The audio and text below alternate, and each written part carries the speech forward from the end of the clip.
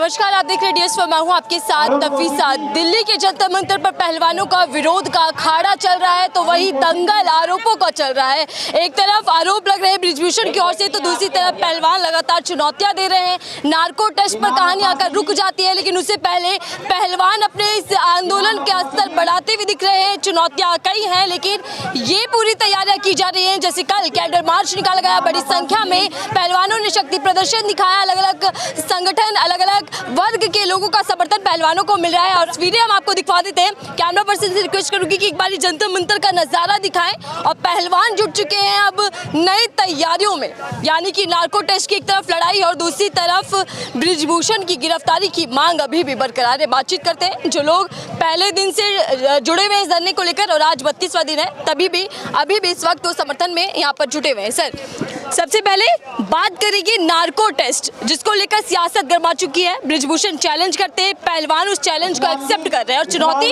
अब कड़ी है। सर, पहले तो 32वां दिन है, कल आपने कैंडल मार्च निकाला, तिरंगा यात्रा की, एक तरीके से शक्ति प्रदर्शन था क्या? ना, ये तो शक्ति प्रदर्शन क्या था, न्याय मांगने की एक प्रक्रिया है। इंडिया गेट पर जब भी कोई देश में कोई न्याय व्यवस्था बिगड़ती है तो लोग इकट्ठे होकर कैंडल मार्च करते हैं। निर्भया के टाइम पे भी होया। ये तो एक आवाज उठाने का तरीका है। शक्ति प्रदर्शन ना निर्भया केस में किया गया, ना उसमें एक आवाज उठाने का तरीका है। उसमें पूरे देश का जो हर वर्ग का आदमी है, हर जाति का, हर लिंग का आदमी है, वो उसमें अपना कंट्रीब्यूशन देता है। और ये दर्शाता है, अगर हम सरकार को ये चेता रहे हैं, अगर इस पर न्याय प्रक्रिया की तरफ आप आगे बढ़े हो और न्याय दो, इसको सरकार शक्ति प्रदर्शन मानना, तो ये शक्ति प्रदर्शन ही है। लेकिन हाँ, तो आरोपी इंटरव्यू दे रहा है, बड़ी मीडिया पर बैठकर आरोप लगा रहा है पहलवानों को। इस धरने को राजनीति बता देते हैं, फर्जी बता देते हैं, और अब तो इस धरने को लेकर कह रहे हैं कि चुनाव लड़ने की तैयारियों में है ये पहलवान। दरअसल क्या है, बृजभूषण सिंह के इंटरव्यू कई मैंने भी देखे हैं। एक इंटरव्यू में उनसे पहला सवाल किया गया, क्या आपके ऊपर 7 साथियों ने शोषण के आरोप है लड़कियों के? वो ने बताया 15 रुपए का मेडल है। मैं बृजभूषण को ये सोचता हूँ, या तो अनुभवी आदमी है या बौखलाहट में बयान करता है। उस आदमी को ये नहीं पता, देश का छोटे से छोटा बच्चा जानता है, जो मेडल होता है ना वो देश का होता है। उसको रिप्रेजेंट तो खिलाड़ी करते हैं, खेलने जाते हैं, लेकिन उस पर इंडिया लिखा होता है, उस पर चाइना लिखा होता है, उस पर अमेरिका लिखा होता है। तो मेडल का संबंध किस चीज से है? जब किसी देश में खिलाड़ी खेलने जाता है, मेडल मिलता है, तो देश के झंडे का आकार तय होता है, उसकी इज्जत तय होती है, 1 2 3 पे है, उसका जनगण मन गाया जाता है। झंडे का, मेडल का, हमारे राष्ट्रीय गान का, तीनों का एक ही दर्जा है। उस जो बयान आया 15 रुपए में मेडल मिल जाता है, बिक जाता है, इस बयान से क्या उनका अहंकार दिखाई दे रहा है? क्योंकि वो कह रहे हैं कि इनाम राशि वापस करो, वो बड़ी है, यानी कि मेडल बड़ा नहीं है उनके लिए। ऐसा है, जो बयान दिया ना वो बेतुका, उसका बयान यह दर्शाता है, ना तो उसने खेल का पता, ना खिलाड़ी का पता, ना फेडरेशन सिस्टम का पता। उसने उसका कैरेक्टर दिखाता है कि वो एक बदमाश है, गुंडा है, जो यहाँ पर उसके 38 मुकदमे लग रहे, सीधा सीधा उसका चरित्र दिखा रहा है। तो क्या उस पर तो बड़ी हंसी आती है। अगर इस देश की बदकिस्मती पर बड़ा दुख आता है, जिस आदमी ने मेडल के बारे में नहीं पता, जिस आदमी ने कुश्ती जगत के बारे में नहीं पता, उस आदमी ने उस मेडल की कीमत का नहीं पता, वो आदमी फेडरेशन का अध्यक्ष है। बड़े शर्म की बात है, बड़े पाप की बात है इस देश के लिए।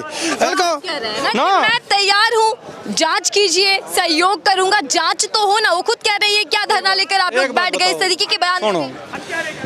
ये बात तो उसने आज कही है। इससे पहले देखो, आरोप लगने से पहले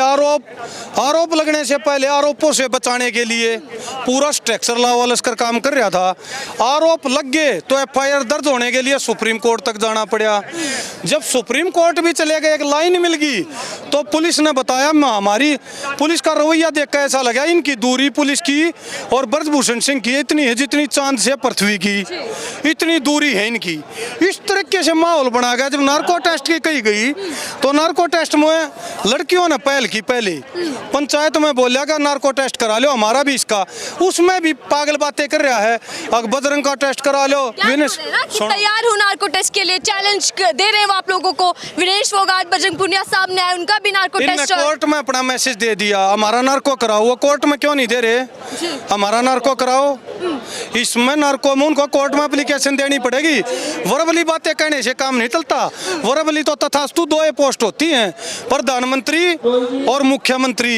जो कह देंगे तथास्तु, जो हो गया वो हो गया, वर्बली मान्य होता है। उसके बाद तो लिखतम चलती है पूरे देश में। उन्हें कोर्ट में एप्लीकेशन लगानी चाहिए।